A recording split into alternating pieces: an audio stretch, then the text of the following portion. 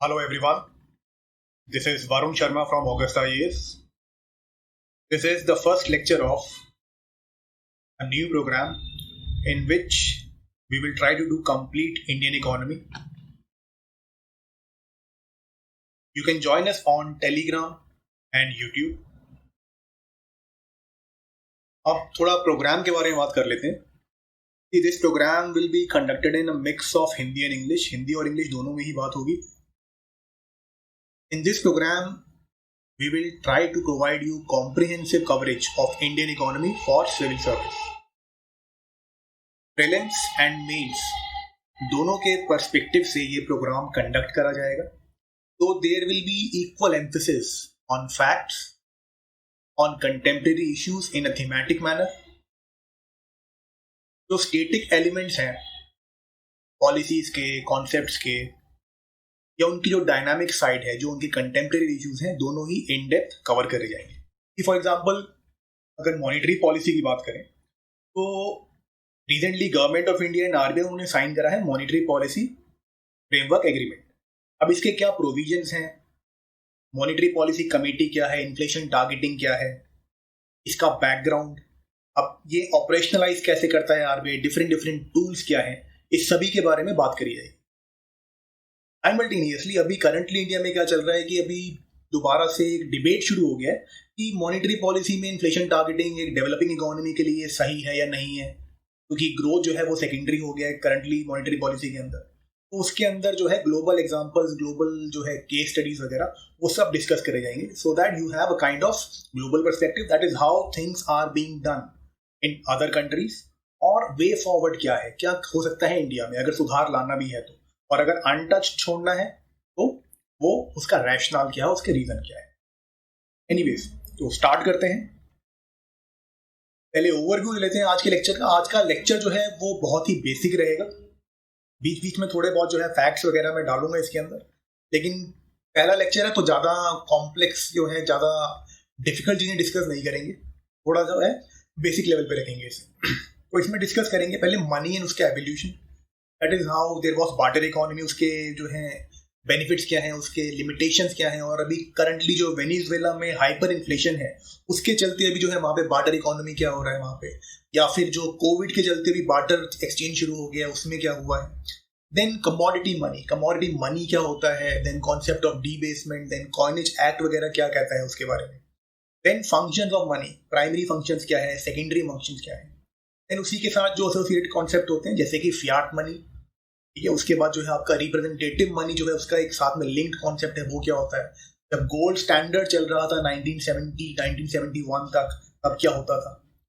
फिर legal tender क्या है, आरबीआई एक्ट जो है उसके बारे में क्या कहता है, या लिमिटेड और अनलिमिटेड लीगल टेंडर वो क्या होता है. तो ये सब जो है आज डिस्कस करेंगे. तो there will be, you can say, facts, then there will be concepts. थोड़ी डेप्थ में जाएंगे लेकिन थोड़ा सा इजी रखेंगे इस लेक्चर को, क्योंकि जस्ट स्टार्ट करें. Anyways, let us start. पहला क्वेश्चन है, that is what is money. अब मनी की बहुत सारी डेफिनेशंस हैं. तो सबसे जो बेसिक डेफिनेशन है मनी की, it is any object which is generally accepted as a mode of payment. कोई भी चीज जो गुड्स एंड सर्विसेज के पेमेंट के लिए, या आपने कोई लोन चुकाना जैसे रीपेमेंट ऑफ डेट है, उसके लिए रेडिली एक्सेप्ट कर ली जाए, उसे हम मनी बोलते हैं लेमैन टर्म्स में. अब एवोल्यूशन कैसे हुआ मनी का. पहले जो है आपने जो है हिस्ट्री पढ़ते हुए भी इंडस वैली सिविलाइजेशन, हड़प्पा के बारे में वगैरह पढ़ा हो. उससे पहले भी अगर जाएं तो जो है बार्टर एक्सचेंज होता था. ठीक है, बार्टर क्या है, सब क्या है, ये डिस्कस करेंगे अभी. फिर जो है आपका कमोडिटी मनी की तरफ शिफ्ट करके, जैसे कि गोल्ड हो गया, फिर मेटल कॉइन्स आ गए, फिर जो है उसके बाद फियाट मनी जैसे पेपर मनी वगैरह आ गया, फिर जो है आपका प्लास्टिक कार्ड्स जो है, इलेक्ट्रॉनिक मनी, क्रिप्टो करेंसी वगैरह. ऐसे हम जो है देयर हैज बीन एवोल्यूशन. तो मेनली इनमें क्या क्या हुआ, जैसे कि बार्टर हुआ, फिर कमोडिटी मनी आया, फिर जो है आपका उसके बाद फियाट मनी आया, फिर फिड्यूशियरी मनी आया. ये चीज़ें चलती रहे. एनीवेज, आगे चलते हैं. तो barter exchange, what is barter exchange. Barter exchange के अंदर होता है कि it is a system of exchange जहां पे गुड्स एंड सर्विसेज को एक्सचेंज करा जाएगा without any medium of exchange. मतलब कि यहाँ पे कोई मीडियम ऑफ एक्सचेंज, जैसे कि हमारे यहाँ भी रुपी होता है, रुपी को यूज नहीं करा जाएगा. If I want rice and मेरे पास वीट है, तो मैं किसी बंदे को ढूंढूंगा जिसके पास जो है राइस हो और हम एक्सचेंज कर लेंगे। जनरली ये जो है बायलेटरल होता है, मतलब एक ए होगा इंडिविजुअल, दूसरा इंडिविजुअल बी होगा, लेकिन ये मल्टीलेटरल भी हो सकता है। लेकिन ये कहना गलत होगा कि बार्टर अब नहीं होता है। इवन एडवांस्ड इकोनॉमीज में भी कुछ लेवल तक बार्टर होता है। इंडिया में तो इवन जो है ट्राइबल्स हैं वो रेगुलरली जो है वहां पे बार्टर एक्सचेंज चलता ही चलता है। कि फॉर एग्जांपल अभी कोविड के चलते यूएसए के अंदर फेसबुक में बहुत सारे ग्रुप्स आए थे जो लोकली जो है बार्टर कर रहे थे, क्योंकि कुछ गुड्स एंड सर्विसेज जो है वो अवेलेबल नहीं थी।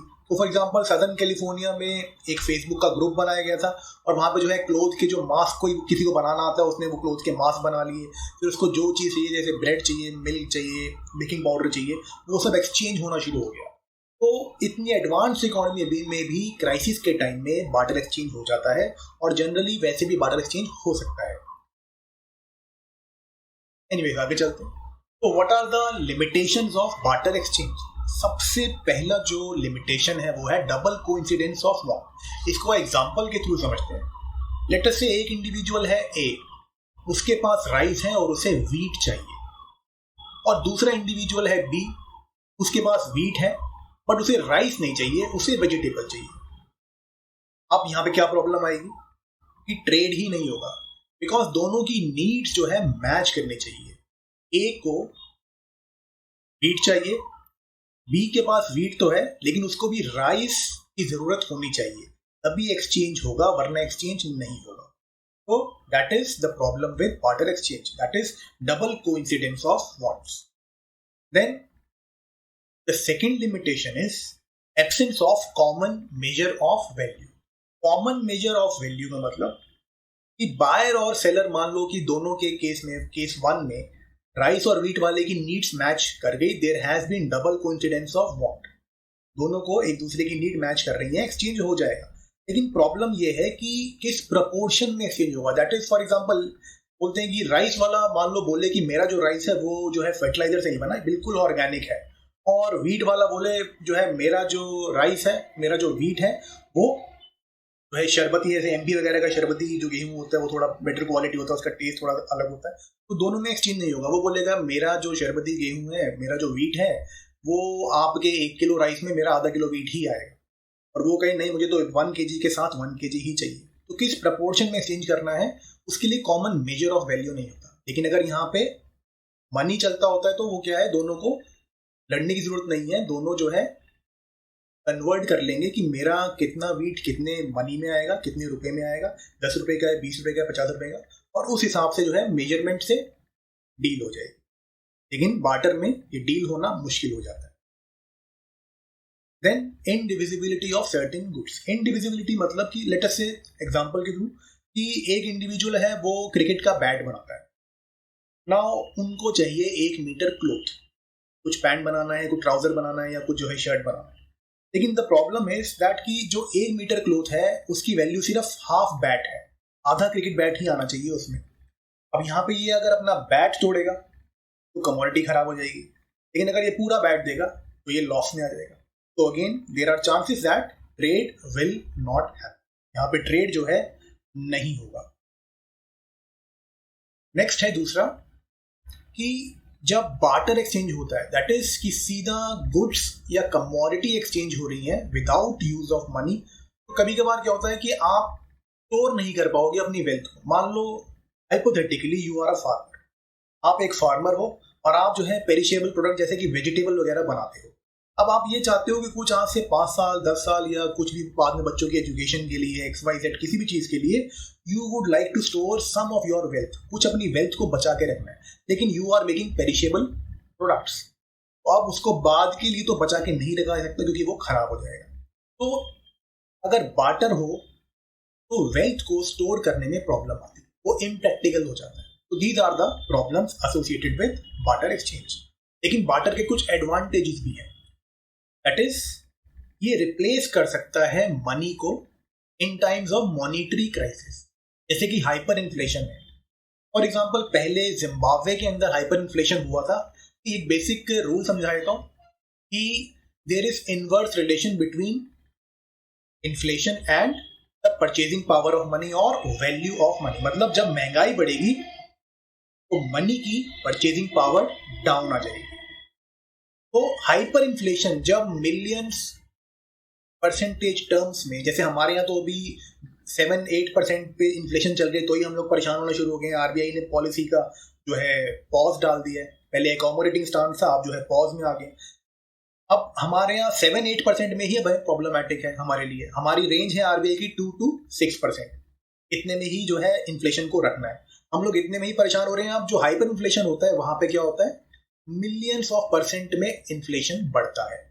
That is why it is known as hyper inflation. तो ऐसे में आपके जो मनी है उसकी वैल्यू बिल्कुल जीरो हो जाती है, वो बिल्कुल वैल्यू लेस हो जाता है। अब ऐसे में मान लो कि आपको वेनेजुएला की बात करें अगर, तो वेनेजुएला में बीच में ये हाल है, मतलब अब कि if you want to have a cup of tea it will cost you $1 million। सोचो आप जो है क्लास कर रहे हो और क्लास के बाद आप जो है ब्रेक में गए और ब्रेक में आपने बोला चलो यार चाय पी लेते हैं, और चाय वाले ने बोला हाँ निकालो 10 लाख रुपए, $1 million निकालो। तो वो अपने आप में एक प्रॉब्लम है। पहली बात तो कैरी कहाँ से करेंगे, मतलब इतना रुपया उस टाइम में हाइपर इन्फ्लेशन के टाइम में वैल्यू लेस हो जाए। तो in Venezuela because of hyper inflation people are now resorting to bartering. मतलब लोग अब बार्टर कर रहे हैं, एक्सचेंज कर रहे हैं गुड्स एंड सर्विसेज को। जैसे कि फिश की जगह किसी ने मिल्क ले लिया, किसी ने मिल्क को लेके ब्रेड ले लिया, etcetera etcetera.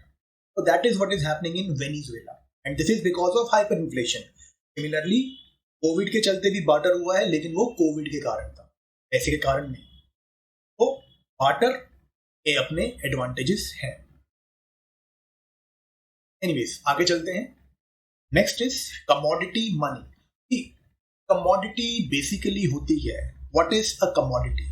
Commodity can be seen as any object, कोई भी थिंग, एक गोल्ड हो गया, पेन हो गया, कुछ भी हो गया जो इंट्रिंसिकली यूजफुल है। इंट्रिंसिकली यूजफुल दैट मीन्स अपने आप में उसकी वैल्यू है। It can be used as an input, as a raw material for production और कंजम्पशन। जैसे वीट हो गया, राइस हो गया, गोल्ड हो गया, these are all examples of commodity. And a medium of exchange, what is a medium exchange? Anything which is accepted as payment. अगर कोई ट्रांजैक्शन हो रही है, कोई एक्सचेंज हो रहा है गुड्स एंड सर्विसेज का, उसमें अगर किसी भी चीज को एक्सेप्ट करा जाता है as a medium, that is what is a medium of exchange. Now what is commodity money? Commodity money is when a commodity will be used as a medium of exchange for goods and services. That is for example, अगर पहले जैसे Gupta period में था या पहले Maurya time में silver coins से, silver punch mark coins, similarly आपके जो है गुप्ता पीरियड में गोल्ड कॉइन्स है। तो ये जो कॉइन्स हैं ये कमोडिटी मनी का एग्जांपल है। इनको पैसे की तरह भी यूज कर सकते हैं, लेकिन अगर कल को ये पैसे की तरह नहीं चल रहे हैं तो कॉइन को मेल्ट करा और वो गोल्ड बन गया। That is a commodity which can be used for other purposes. For example कोई ऑर्नामेंट बनाना है, ज्वेलरी बनानी है, उसके लिए यूज कर सकते हैं। That is what is commodity money. Now example जो है हिस्टोरिक पीरियड में जाए तो पहले बार्टर के बाद कमोडिटी मनी आया। कमोडिटी मनी ने जो है ट्रेड को सिंप्लीफाई कर दिया। ये बन गया एक medium of exchange. Gold, silver, copper, for example India में कौरी शेल्स वगैरह यूज करी जा सकती थी। मौर्यन एम्पायर के टाइम में जो है पंच मार्क कॉइन्स, वो आपने हिस्ट्री में पढ़ा होगा। अब एक चीज यहाँ याद रखना कि जैसे हम लोग कभी कभार इकोनॉमिक्स पढ़ रहे होते हैं तो कभी कभार हिस्टोरिकल फैक्ट्स भी मिल जाते हैं, तो उनको इग्नोर नहीं मार रहा होता। और कभी आप अगर हिस्ट्री पढ़ते हो, एंशिएंट इंडिया पढ़ते हो, आर.एच. शर्मा वगैरह पढ़ते हो, उसके अंदर अगर आपको कुछ इकोनॉमिक फैक्ट मिल जाए तो उसको भी इग्नोर नहीं मारना होता कि नहीं अभी तो हिस्ट्री पढ़ रहा हूँ तो हिस्ट्री पढ़ रहा हूँ। मतलब अर्जुन नहीं बनना है पीटी के अंदर या इसके अंदर। अर्जुन का था ना, मतलब सिर्फ मछली पे निशाना रहेगा। So that is not the way to operate in civil service. थोड़ा लेफ्ट राइट, थोड़ा यहाँ वहाँ एक्स्ट्रा थोड़ा थोड़ा देखते रहें, इससे कि आपका होराइजन बढ़ता जाए, आपकी जो है नॉलेज की जो रीच है वो बढ़ती चलेगी। एनीवेज, तो यहाँ पे अर्थशास्त्र जो है वो मेंशन करता है मिंटिंग ऑफ कॉइन्स। तो अगर पीटी में स्टेटमेंट आ जाए कॉइन के ऊपर, कॉइनेज के ऊपर, कॉइनेज एक्ट वगैरह के ऊपर, और साथ में ये डाल दे कि हाँ भी अर्थशास्त्र जो है वो मिंटिंग ऑफ कॉइन्स के बारे में बात करता था, तो the answer will be yes, हाँ करता था। ये सब चीज़ें थोड़ा बहुत ध्यान में रखनी होती हैं, स्पेशली पीटी के लिए। एनीवेज आगे चलते हैं। नाउ इसके बाद जो है गुप्ता एम्पायर। गुप्ता एम्पायर में we know that it was, you can say, a very great period for production of coins. Gold coins बहुत सारे प्रोड्यूस करे गए थे उस टाइम में। तो कुछ टाइम में देखा गया कि धीरे धीरे जैसे डिक्लाइन हुआ गुप्ता एम्पायर का, तो जो बाद के रूलर्स हैं उनके जो गोल्ड कॉइन्स हैं उनमें प्योरिटी नहीं थी। मतलब कि पहले के शुरुआत के गोल्ड कॉइन में 90% प्योर गोल्ड था, लेकिन बाद में स्कंद गुप्ता वगैरह का पीरियड आ गया, उसमें 70-80% जो है सिर्फ प्योरिटी थी गोल्ड की। अब इसको हम बोलते हैं डीबेसमेंट और कॉइन डीबेसमेंट। मतलब इसमें हम प्रीशियस मेटल का जो प्रपोर्शन है, जैसे पहले 90% गोल्ड था उस कॉइन के अंदर, लेकिन अब 80% हो गया, तो हमने प्रीशियस मेटल का जो प्रपोर्शन है वो कम कर दिया और रिप्लेस कर दिया उसे लोअर वैल्यू मेटल। मतलब कि फॉर एग्जांपल मैंने जो है एक सिल्वर का कॉइन बनाया, उसके ऊपर प्लेटिंग गोल्ड की कर दी, गोल्ड की एक लेयर चढ़ा दी, और फिर उसको मैंने बोल दिया हाँ इसे गोल्ड कॉइन माना जाएगा। ये है आपका कॉइन डीबेसमेंट, इसे हम डीबेसमेंट बोलते हैं। कब होता है? जब नॉर्मली एम्पायर जो है डिक्लाइन कर रहे होते हैं, या जो है गोल्ड की स्कार्सिटी हो गई, या जो कमोडिटी आप चला रहे थे उसकी स्कार्सिटी हो गई। अब थोड़ा इंडियन गवर्नमेंट के बारे में, कॉन्टेक्स्ट के बारे में बात कर लेते हैं कि कंटेम्प्रेरी इंडिया में क्या हो रहा है कि फाइनेंस मिनिस्ट्री जो है वो रिस्पॉन्सिबल है for minting of coins. Circulate RBI करता है, मिंट उसे बनाना वगैरह वो फाइनेंस मिनिस्ट्री करती है। अब ये थोड़े फैक्ट्स वगैरह याद रखने हैं पीटी के लिए कि आरबीआई जो है प्रिंट करता है करेंसी नोट्स। ये तो मेरे ख्याल से बेसिक है, सभी को पता होगा, लेकिन इसके साथ में थोड़ा और अगर आगे डेप्थ में जाएंगे तो RBI will print currency note under the provisions of RBI bank of India, मतलब reserve bank of India act 1934। RBI act 1934 के अंदर आरबीआई प्रिंट करता है करेंसी नोट, तो लीगल बैकिंग उसे आरबीआई एक्ट से। Similarly coins in India are minted as per the coinage act 2011। तो याद रखना है पीटी के लिए कि ऐसा ना हो कि वो बोल दे, सीधा एक स्टेटमेंट बोल दे कि coins and currency notes are made under the provision of RBI act, तो स्टेटमेंट रॉन्ग हो जाएगा। Only currency notes under RBI act, coin under the coinage act 2011। अब जो फाइनेंस मिनिस्ट्री है वो क्या कर रही है, धीरे धीरे जो है साइज कम करते जा रही है अपने कॉइन्स का। अब वो किस लिए कर रही है? गवर्नमेंट ऑफ इंडिया का एक बेसिक गोल है कि जो मेटालिक वैल्यू है कॉइन की, मेटालिक वैल्यू मतलब जो उसमें मेटल डाले गए हैं उसकी वैल्यू जो है फेस वैल्यू से कम होनी चाहिए। नहीं तो लोग क्या करेंगे, कॉइन को मेल्ट करेंगे और फिर उसे बेच देंगे। इसका मतलब कि फेस वैल्यू क्या होता है, जो उस कॉइन के ऊपर लिखा हुआ है। जैसे 10 रुपी का कॉइन है, तो अगर उसके अंदर जो मेटल है मैं उसको मेल्ट करूं, तो गवर्नमेंट की ये एम रहता है, गवर्नमेंट का एम ये रहता है कि उसकी वैल्यू 5 रुपी, 2 रुपी, 1 रुपी, 50 पैसा जो भी है इतनी आनी चाहिए। वो 10 रुपी कॉइन के अंदर मेटल 50 रुपीज या 20 रुपीज का नहीं होना चाहिए, क्योंकि अगर हुआ तो लोग मेल्ट करेंगे और उसे बेचना शुरू कर देंगे। By the way, under coinage act 2011 no individual is allowed to melt और डिस्ट्रॉय एनी कॉइन। अगर कोई मेल्ट कर रहा है, डिस्ट्रॉय कर रहा है कॉइन को, तो वो कानूनन जुर्म है अंडर कॉइनेज एक्ट 2011। ये चीज बेसिक याद रखनी है। बीच में ये केस हुआ था, आपको बताया था वैसी बेसिक नॉलेज के लिए। इंडियन कॉइन्स में जो है ये स्मगल होने शुरू हो गए थे बांग्लादेश के अंदर। बांग्लादेश के अंदर इनको मेल्ट करके जो है रेजर बनाए जा रहे थे, ब्लेड वगैरह होता है ना शेविंग के, वो रेजर बनाए जा रहे थे। क्यों? क्योंकि एक कॉइन था वो शायद 2 रुपी या 5 रुपी का कॉइन था, और उसको जो है मेल्ट करके जब आप वो बनाओगे, रेजर बनाओगे, तो वो 2-2 रुपए के 2 रुपीज के जो है 3 या 4 रेजर बन रहे थे। ऑटोमेटिकली जो है यहाँ पे मेरे को 8 रुपए के रेजर मिल रहे हैं और यहाँ 2 रुपए का कॉइन या 5 रुपए का कॉइन है, तो मेरा 3 रुपए या 5 रुपए बेनिफिट हो रहा है। इसलिए वो स्मगलिंग होनी शुरू हो गई थी। इसीलिए जो है गवर्नमेंट ऑफ इंडिया का एम रहता है कि जो मेटेलिक वैल्यू है वो कम रहे फेस वैल्यू से। एनीवेज, आगे चलते हैं। अब मनी के बेसिक फंक्शन, सिर्फ मनी के प्राइमरी फंक्शन होते हैं, फिर मनी के जो है सेकेंडरी फंक्शन। अब मनी के प्राइमरी फंक्शंस क्या होते हैं? पहला है medium of exchange, that is, ये तो बेसिक फंक्शन है, that is it will facilitate the exchange of goods and services. For example अभी कोविड है, अभी गवर्नमेंट नोटिफिकेशन लेके आएगी अब जो है थिएटर बोलेंगे, तो अगर आप थिएटर के अंदर मूवी वगैरह देखने जाते हो तो इट इज एंटरटेनमेंट क्या है, एक सर्विस है, तो you will be consuming a service. जब आप सर्विस कंज्यूम करोगे तो ऑब्वियसली यू हैव टू पे। बार्टर में तो क्या होता है कि आप जो है घर से कोई पनीर ले गया, जो पनीर बनाता है पनीर ले गया, कोई जूता ले गया, कोई कुछ ले गया, कोई सॉफ्टवेयर ले गया। लेकिन अब आपके पास मीडियम ऑफ एक्सचेंज है, that is rupee, you will buy a ticket and you will pay in rupee. तो इसने क्या कराया, फैसिलिटेट कराया exchange of service. That is, आपको एंटरटेनमेंट चाहिए था, you bought a ticket and you paid for that entertainment in rupee terms. That is the function of rupee, that is medium of exchange. Then unit of account. Unit of account का मतलब है कि जितने भी goods and services हैं उनकी जो value है, जो उनका प्राइस है, it is expressed in monetary terms. उनकी जो मार्केट वैल्यू है उसको मेजर करा जाता है मनी के अंदर। जैसे कि for example if you go to Pizza Hut, तो वो आप उससे पूछोगे हाँ ये पिज्जा कितने का है, तो वो आपको रुपी टर्म्स में बताएगा। सिमिलरली आपने कोई टेस्ट सीरीज बाय करनी है, अगर आप उनके पास जाओगे तो वो आपको रुपी टर्म्स के अंदर बताएंगे। तो that is the unit of account function of money, that is price of goods and services will be expressed in monetary terms. In our case, that is in India's case, वो होगा rupee terms के अंदर। Then आगे चलते हैं, store of value. Remember, barter में store करना बहुत डिफिकल्ट था, इम्प्रैक्टिकल था, लेकिन money can help you in storing wealth.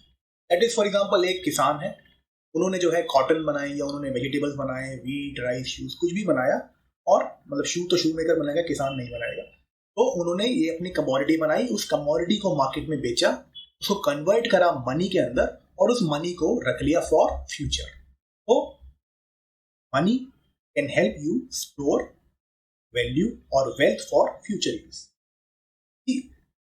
जो स्टोर ऑफ वेल्थ है ये बाकी सब भी प्रोवाइड करते हैं ये फंक्शन। फॉर एग्जांपल कुछ लोग रियल एस्टेट के अंदर पैसा लगा देते हैं, कुछ लोग जो है आपके एम एफ हुसैन की जो है पेंटिंग वगैरह खरीद ली, वर्क ऑफ आर्ट के अंदर ही पैसा लगा सकते हैं। लेकिन money is the most liquid asset, क्योंकि आपने एम एफ हुसैन अगर बेचना है, आपको कुछ एकदम से इमरजेंसी पड़ गई, आपको जो है कहीं बाहर निकलना है या कुछ भी XYZ, घर में कोई काम आ गया, तो एम एफ हुसैन बेचने निकलेंगे अगर पेंटिंग को, तो बहुत प्रॉब्लम होगा। हो सकता है कि कोई जो है आपको लॉस ऑफ वैल्यू दे, मतलब उस टाइम में नहीं बिक रहा है और वो कह रहा है बहुत कम रेट मिलेगा। लेकिन मनी लिक्विड है, readily accepted everywhere, plus easily transported, so it is a better store of value as compared to other objects. Next आगे चलते हैं, एडिशनल फंक्शन ऑफ मनी। ऐसे तो फंक्शन तो बहुत सारे हैं, मैं यहाँ मेजर बता रहा हूँ। फिर है आपका standard of deferred payment. Standard of deferred payment मतलब कि it is an acceptable way to settle a debt. मतलब कि मैंने लोन लिया, अब मुझे लोन वापस करना है, तो उसकी जो कॉम्प्यूटेशन है कि how much interest has to be paid, what will be the principal amount, what will be the EMI, ये सब जो है डिस्कस होगा मॉनिटरी टर्म्स में। तो ये फैसिलिटेट कराता है borrowing and lending in the economy. तो that is what is standard of deferred payment. Deferred payment मतलब बाद में पेमेंट देनी है, उसका एक स्टैंडर्ड है मनी। वो मनी फैसिलिटेट कराता है आपकी सेटलमेंट ऑफ डेट। देन आगे चलते हैं कि मनी के फॉर्म्स की बात करते हैं हम। कमोडिटी मनी की तो हम इन डेप्थ बात कर चुके हैं, फियाट मनी की बात करते हैं। What is Fiat money? Fiat money essence में अगर बात करें, it is any money which does not have any intrinsic value, मतलब उसकी अपने आप में कोई वैल्यू नहीं है। फॉर एग्जाम्पल 2000 का नोट है, 500 का नोट है। अब ये जो नोट है ये है क्या? Basically these are piece of paper, उनकी अपनी कोई वैल्यू नहीं है। अब इनकी वैल्यू आती कहाँ से? लेकिन गुप्ता एम्पायर के जो गोल्ड कॉइन थे उनके अंदर इंट्रिंसिक वैल्यू थे, वो फियाट मनी नहीं था। उसमें क्या है, अगर कल को गुप्ता एम्पायर के जो मोनार्क हैं उन्होंने बोला कि हाँ अब ये कॉइन नहीं चलेगा, तो आपने फटाफट गोल्ड को मेल्ट करा, उसकी ज्वेलरी बना के बेचना शुरू कर दिया। लेकिन जब डीमोनेटाइजेशन हुआ और वो चलना बंद हो गया, तो what did you had? Only a piece of paper. तो फियाट मनी की वैल्यू कहाँ से आती है? It has value because it is backed by government authority, it is backed by a government order. Fiat money वो होता है which is declared as a legal tender. Legal tender की जो डिक्लेरेशन है वो होती है अंडर RBI एक्ट 1934। ये याद रखना है पीटी के लिए और वैसे भी।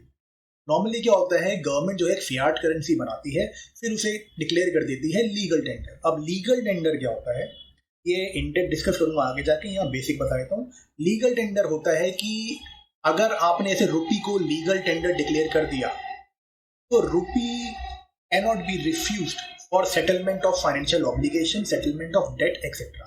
मतलब कि मैंने किसी को पैसे देने थे या मैंने किसी से कोई सर्विस वगैरह खरीदनी है और मैं रुपी लेके वहां गया और रुपी लीगल टेंडर है, तो वो रिफ्यूज नहीं कर सकते हैं, उन्हें एक्सेप्ट करना ही पड़ेगा। नहीं तो I can go to courts, I can go to the authority. तो पेपर मनी है हमारा रुपी का, it is an example of fiat money. अब इसी के साथ जो एक लिंक्ड कॉन्सेप्ट होता है, वो थोड़ा कभी बार स्टूडेंट्स कंफ्यूज हो जाते हैं, रिप्रेजेंटेटिव मनी। रिप्रेजेंटेटिव मनी क्या होता है it will be a token, एक टोकन दे दिया, पर्ची काट के दे दी, एक पीस ऑफ पेपर है, एक रिसीट सी बना के दे दी, but it won't have any intrinsic value. But unlike fiat money it will be exchanged for a commodity. मतलब it is backed by a commodity, a physical commodity, जैसे कि गोल्ड, सिल्वर, कॉपर. मतलब कि जैसे पहले के जो डॉलर नोट्स होते थे उनमें लिखा होता था गोल्ड, सिल्वर एक्सेट्रा. जैसे $10 है तो आप अगर जाओगे ट्रेजरी के पास तो आप $10 को कन्वर्ट कर सकते हो इक्विवेलेंट अमाउंट ऑफ गोल्ड के अंदर. तो it was a form of representative money. लेकिन जो आज का डॉलर है उसको आप कन्वर्ट नहीं कर सकते हो, आप ट्रेजरी के पास जाके गोल्ड में या सिल्वर में कन्वर्ट नहीं कर सकते. That is the basic difference between Fiat money and representative money. Representative money will be backed by a commodity. Fiat money is not backed by anything, just by a government order. अब थोड़ा historic जो है बात कर लेते हैं. थोड़ा सा ही बताऊंगा कि गोल्ड स्टैंडर्ड बाद में जाके डिस्कस करेंगे इन डेप्थ. 1970 तक जो है वर्ल्ड गोल्ड स्टैंडर्ड फॉलो कर रहा था.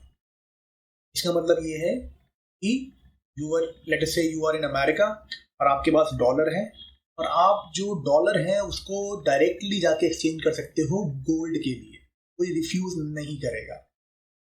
तो 19 अगर स्टेटमेंट है प्रायर टू 1971, तो हम ये बोल सकते हैं कि वर्ल्ड की जो करेंसी थी they were representative currency which were backed by gold.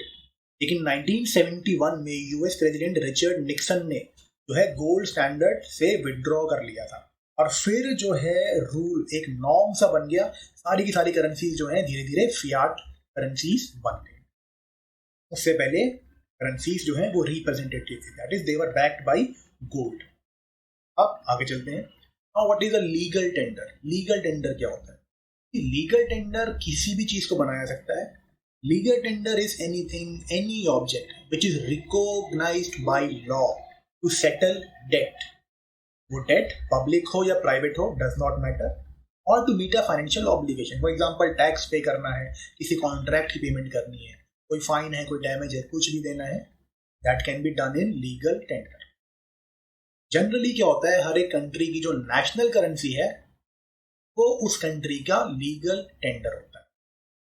For example हमारे यहाँ रुपी है, यूएस के अंदर डॉलर है, ठीक है, यूरो एरिया में जो है यूरो है, आपका यूरोप में मेजर कंट्रीज में यूरो है, यूके के अंदर पाउंड है, स्टर्लिंग है.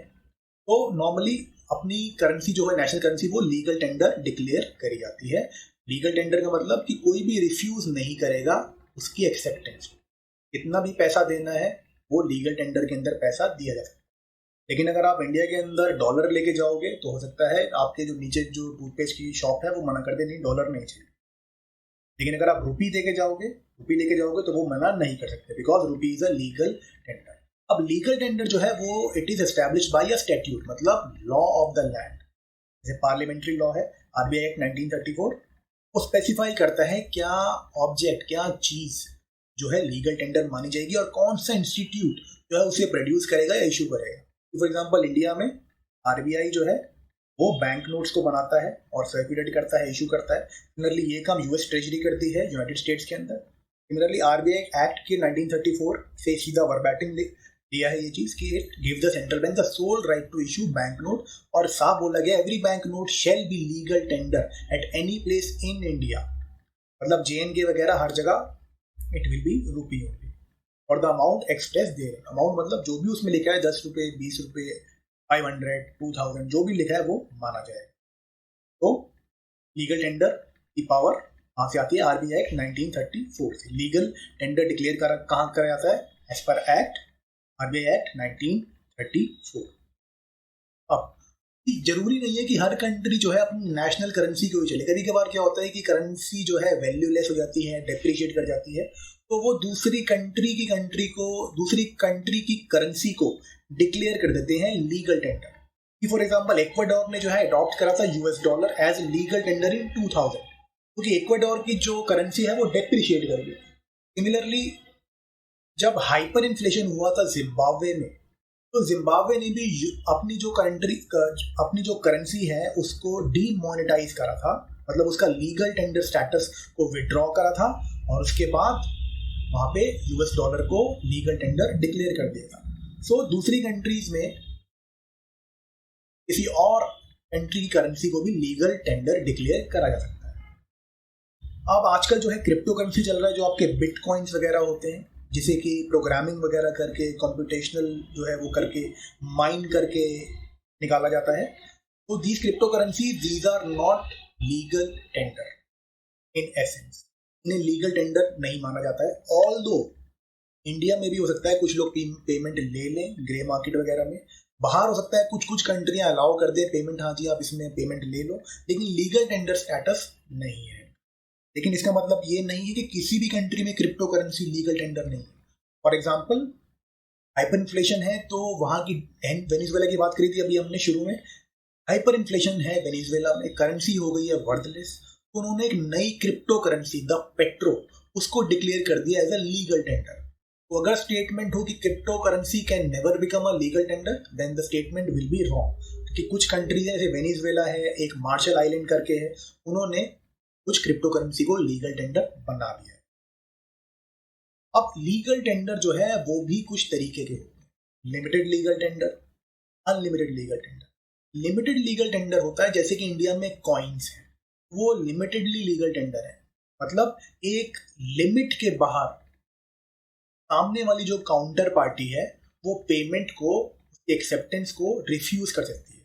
मान लो आपने रियल एस्टेट लेना है, आपने दिल्ली के अंदर जो है घर लेना है, आपने जो है सारे दुनिया जहान के सिक्के इकट्ठे करे, कॉइन्स इकट्ठे करे, एक एक दो के जो भी है, और वो ट्रक में लिए और चल पड़े आपकी, हाँ भी आज तो घर लिया जाएगा, तो इट कैन बी रिफ्यूज्ड। एक लिमिट के बाद सामने वाली काउंटर पार्टी कॉइन्स को रिफ्यूज कर सकती है इंडिया के अंदर। So coins are limited legal tender in India.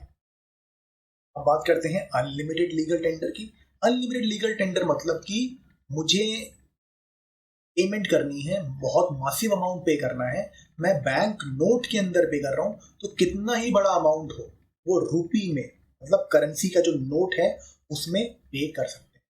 तो currency notes in India are unlimited legal tender, but coins in India are limited legal. एक लिमिट के बाद कॉइन्स को रिफ्यूज करा जा सकता है, लेकिन पेमेंट करना हो तो करेंसी नोट्स की कोई लिमिट नहीं है, कितने भी बड़े अमाउंट हो आप पे कर सकते हैं। Anyways, you can join us on Telegram and YouTube. We will continue this series later on.